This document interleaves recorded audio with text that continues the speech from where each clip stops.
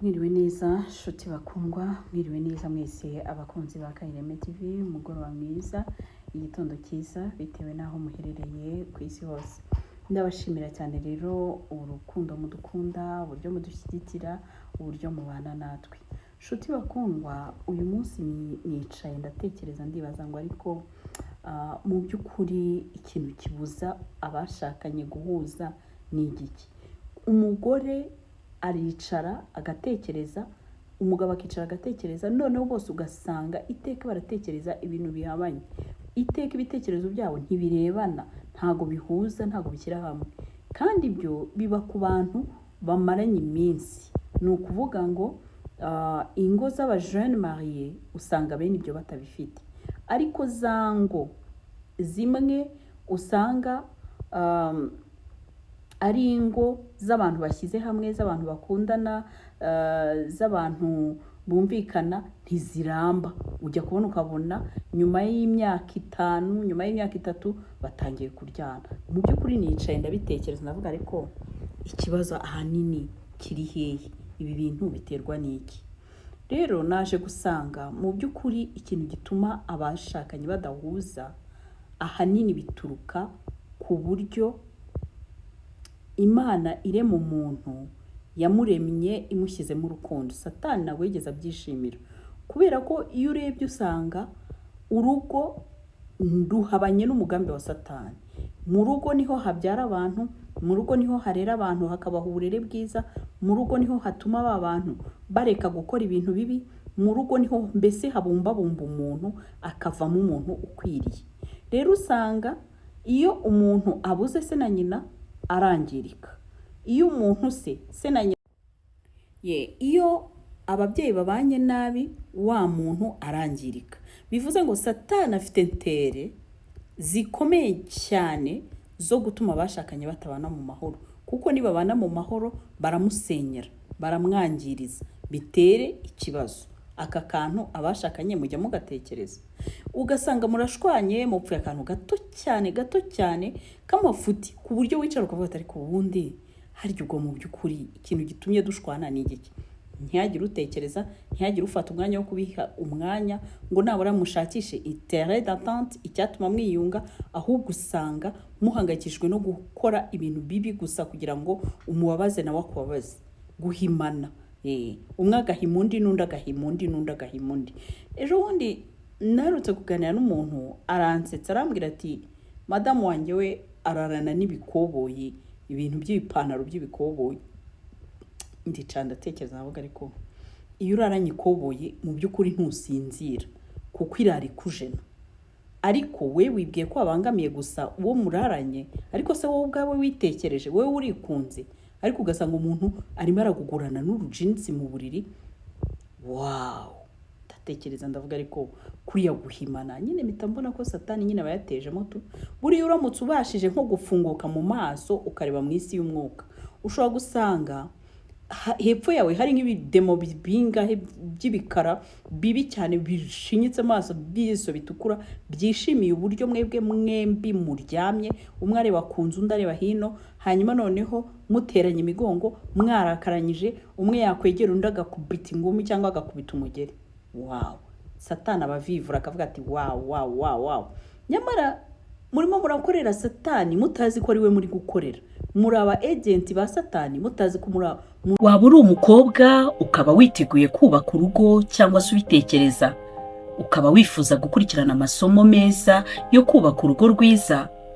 Waba se uri umubyeyi ukaba wubatse urugo, ariko ukaba wifuza kongera ubumenyi ndetse no kugira bimwe usobanukirwa mu byiza byo kubaka urugo n'uburyo warwubaka neza.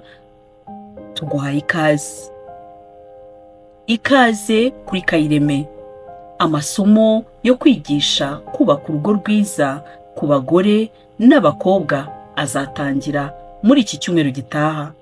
Uramutse ukeneye kwiyandikisha, watwandikira kuri nimero ya telefone 0783471034, hanyuma ugahabwa ibisabwa.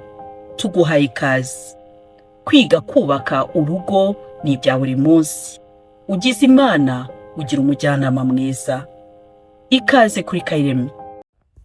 Mu yandi magambo, muraba agent ba Satani mutabizi. Urimo urakorera Satani ariko utazi ko ari Satani uri gukorera. Mu yandi magambo, urimo urakontribua ku bushake bwa Satani utazi ko ari buri murakorera. Ndashaka kubamenyesha ikintu gikomeye. Icyumba cy'abashakanye ni lieu sacré. Lieu sacré. Lieu sacré ni ahantu ndabyita ngukira, ni ahantu hahawe umugisha, ni ahantu h'umugisha, ni ahantu Imana yishimira. Noneho iyo muhazanye abadayimoni muba mwamaze kwangiza umugambi w'Imana. Mwibuke ko aho hantu niho Imana iremera abantu, mu cyumba cy'abashakanye niho Imana iremera abantu. Burya niyo mugiye gusambana ntimukwiriye kuzana umuntu w'indaya mu cyumba cyanyu, ko amademo muba mwinjije ntimuzi uko angana. Mu isi y'umwuka muba mukoze akazi gakomeye ku buryo nimujya no kubyara abana banyu muzajya mubasamira ku buriri burimo abadayimoni. Noneho abadayimoni bakajya bagenda bateza akavuyo mu buzima bw'abana mutwite, abo muzabyara, ibintu nk'ibyo ngibyo. Nuvuga ngo ibi bintu mubiha agaciro. Ibijyanye n'isi y'umwuka mwabyanga mwabyemera birahari.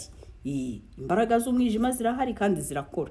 Wabyanga wabyemera zirahari kandi zirakora. Ntabwo ari wowe uzazibuza kubaho, nta nubwo ari wowe uzazibuza gukora, kuko ni imbaraga zirahari nyine. Satani mwibuke umunsi umwe ahura na Yesu yaramuhaje ati ariko uvuye, aramusubiza ngo mvuye ngo kuzenguruka mu isi.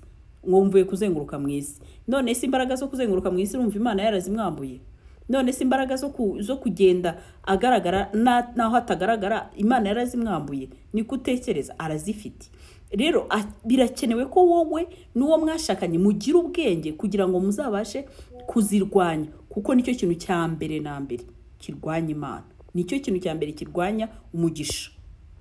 Umugisha mufite Satani arawurwanya, awuhige, kandi umugisha wa mbere uri mu cyumba cyanyu aho mwahuriye bwa mbere. Urumva nyine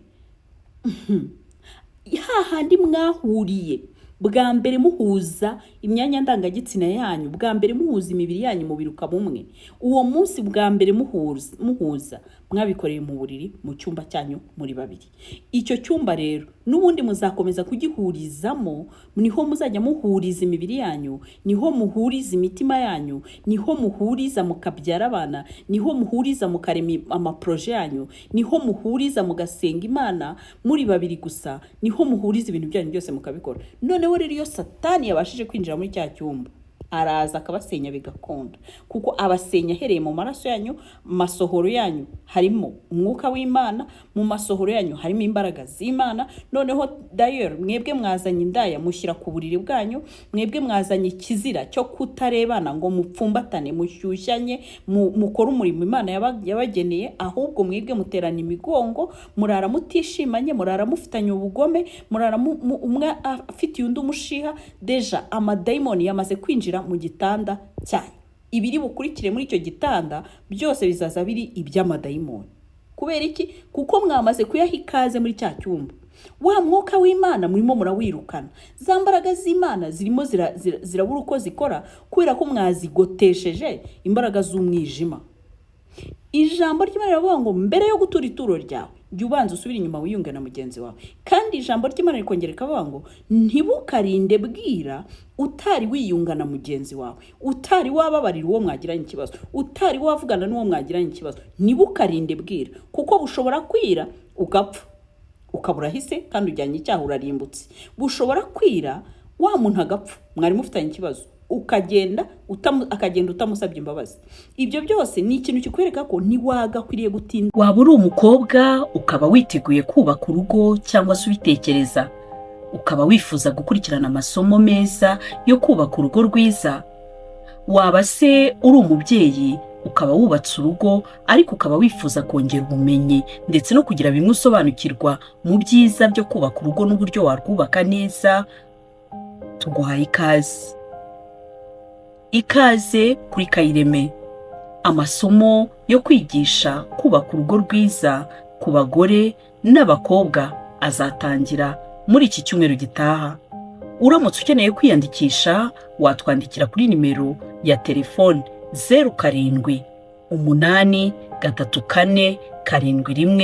0783471034 hanyuma ugahabwa ibisabwa.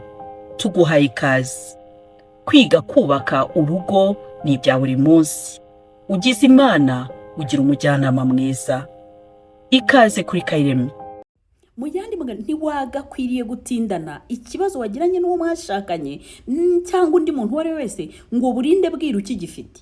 Mwagakwiriye kugera igihe cyo kujya kuryama mwamaze kwiyunga byarangiye. Niba atari uko nguko bimeze mwaba mwayatayemo.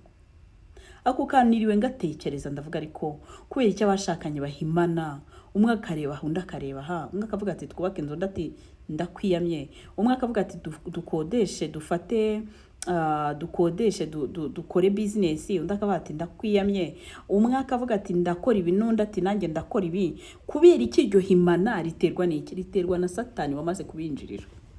Akimara kubashyiramo ko umwe icyo avuze undi agipinga, Satani yamaze kubinjirira. Ntimushobora kubaka nta n'umugisha mwagira. None iyo abantu Satani yamaze kubinjirira ikintu kizabikubwira rero sasa. Na bya bindi byiza by'iterambere byose mwagiye mugeraho tangira kugenda bisubira hasi. Mwana areba nabi mukaba mwagabana, mwamara kugabana mugakena, ukazisanga na rwa rukweto rwiza na wa mwenda mwiza na ya bubu nziza na ya baze nziza na ya nzu nziza watahaga byose bigenda bikendera bikazarangira noneho uretse n'icyo hakinjira n'uburwayi. Bamwe bahita barwara za HIV, abandi bagahura n'izindi ngorane, ubwo bakaba baraciyeho barapfuye nyine bikaba birarangiye. Dia mwibuke ko umwanzi wanyu wa mbere ni Satani. Niyo mpamvu umugeni iyo ajya gukora ubukwe ararogwa, arahigwa. Iyo umugore atwite umwana azabyara kubera ko ari umugisha, azagura umuryango, azakorera Imana, azateza imbere urugo, uwo Satani amurwanya indi ikiri mu nda ya nyina, agahiga uwo mugore umutwite byashoboka akabica na bombi. Niyo mpamvu mugomba kubisobanukirwa ko umwanzi yanga urugo, yanga abashakanye urunuka. Bene data rero nuvuga ngo nyimara gutekereza utwo tuntu twose naje kwanzura ko umwanzuro n'umwe. Uwo mwashakanye igihe mutumvikana, igihe hari ibintu mutumvikanyeho, mwibigira impamvu mubwira utokesheri reka mbitekerezeho, ihangane ndabitekerezaho ndareba uko tubigenza. Wemere uce bugufi. Ntabwo ibintu byose bizakorerwa mu rugo rwanyu ari uko uzaba ubyumva, nta nubwo ibintu byose bizabera mu rugo rwanyu ari uko uzaba ubyishimiye cyangwa ubishaka. Rimwe na rimwe hari n'igihe useda ukemera uwo mwashakanye agakora iki kugira ngo mutere imbere, ukanamuha niyo grant yo kumureka nabura ngo abikore mu byanga ariko yanabigerageje. Donc shyigikira uwo mwashakanye igihe n'imburagihe, mwemerere akora ibyo mukora iby'iterambere, abikore mu buryo bw'abitekereza, nta kibazo. Wimuvuguruza iteka, wikwiyopoza kuri we buri gihe, wishaka kumubangamira mu bintu byose, ahubwo gerageza ukora uburyo bwose ushobora kumushyigikira aho bishoboka hose. Uko niko kubaka kwiza, urwo ni rwo rugo Imana yishimira. Ikintu gikomeye mugomba kumenya nuvuga ngo urugo rwanyu igihe cyose wowe n'uwo mwashakanye mudasenga muzarwanyana. Kandi iyo urwanya umuntu wawe muba mwamaze kwisenya. Buriya abantu iyo bagiye kwisenya ngo akamasa kazazisenya kazazimara kazivukamo. Bivuze ngo iyo mwatangiye gusenyana mwembi muri babiri mukundana muri abashakanye, urugo ruba rwarangiye, umuryango wa warangiye. Ndagira ngo mbabwire ngo nuko ubona badivorshije bari hariya ku ruhande, ukajya wabona bameze neza, ukajya ubona bishimye, ukajya ugira gute, ariko jya umenya neza ko gusenya urugo ni amabura kindi, ni last choice of the last choices that can be. Niyo choice ya nyuma mbi cyane umuntu ahitamo yabuze ukundi kuntu yabigenza. Niyo solution umuntu afata bwa nyuma na nyuma nta kundi kuntu ari bubigenze. Ni ukuvuga rero wikwishimira gusenya urwawe kubera ko nusubira inyuma ntibizemera. Nugerageza kongera kurusanasana ntabwo bizakunda. Wamaze kurusenya uba warusenye. Noneho rero kora uko ushoboye rusegasire. Bene data mumbabarire musohore Satani mu byumba byanyu, musohore Satani mu buriri bwanyu, musohore Satani mu mitima yanyu uko muri babiri uko mwashakanye. Niba udashobora gufata ibiganza bya sheri wawe, umugabo wawe, umugore wawe mukamutafatana ibiganza ngo musenge mufatanye ibiganza, mwararangiye.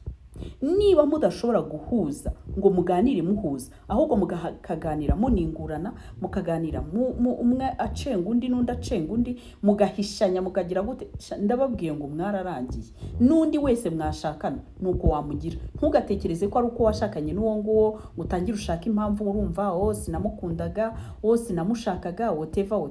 Ibyo wavuga byose nta kimwe cyakemura icyo kibazo. ikibazo cyabaye ikibazo kubera ko karagita yawe ntabwo ishobotse. Karagita yawe ntabwo ishobotse. Gerageza, mugerageze bene data, mugerageze kandi mugerageze. Akantu ko gushwanashwana mupfa utuntu tw'ubusa mubishyire ku ruhande, kandi muba abantu bemera Imana. Birambabaza abanyarwanda bahora mu amadini yose mwirirwa muyagendamo, mwarasenze yewe mwarapfapfanye mwarapfupfunye, ariko wagera mu rugo nta munezero. Uwo mwashakanye nta munezero afite, nta wumuha, nta na effort ukora zose kugira ngo uwo muntu mwashakanye abeho mu mahoro, ahubwo ukora uko ushoboye kugira ngo umubabaze, kugira ngo umutere agahinda, kugira ngo ajye abaho ababaye. Nibwo wumva we wishimye. Urishima ushimishijwe n'imibabaro w'undi muntu, urumva wowe uri muzima, urumva wowe utarwaye mu mutwe. Nuvuga ngo kiba ari ikibazo. Rero murekura ayo madini, mubanze mukemura ikibazo kiri mu ngo zanyu. Nimukirangiza mugende mwicare muri eglise musenge, kuko ituro ryose uzatura utabanje kwiyungana. Bene data rero reka nsoreza ahangaha, nako kajambo nababwiraga. Mugerageze mukore uko mushoboye, mubane mu mahoro, mwumvikane, ariko cyane cyane mwirinde guhimana, mwirinde guterana imigongo, mwirinde umwe gutekereza muri iyi direction undi agatekereza muri iriya direction, ahubwo mwese mutekereze kuri direction imwe, mwese mwerekeza mu murongo umwe. Nibwo bizakunda, nibwo muzaba muri abana b'Imana isumba byose, mugakora ibyiza Imana yishimira, ni nabwo izabaho umugisha, nibwo izabayoboka, n'ibindi. Ibindi byose mubigire zero, ahubwo mwifokasinge kuri ibyo ngibyo mbabwiye. Uwiteka bagirire neza, ndabakunda cyane, kandi mugire umunsi mwiza, mugire umugoroba mwiza, mugire ijoro ryiza bitewe n'aho muherereye. Waba uri umukobwa ukaba witeguye kubaka urugo cyangwa se ubitekereza, ukaba wifuza gukurikirana amasomo meza yo kubaka urugo rwiza. Waba se uri umubyeyi ukaba wubatse urugo, ariko ukaba wifuza kongera ubumenyi ndetse no kugira bimwe usobanukirwa mu byiza byo kubaka urugo n'uburyo warwubaka neza. Tuguhaye ikaze. Ikaze kuri Kayireme. Amasomo yo kwigisha kubaka urugo rwiza ku bagore n'abakobwa azatangira muri iki cyumweru gitaha. Uramutse ukeneye kwiyandikisha, watwandikira kuri nimero ya telefone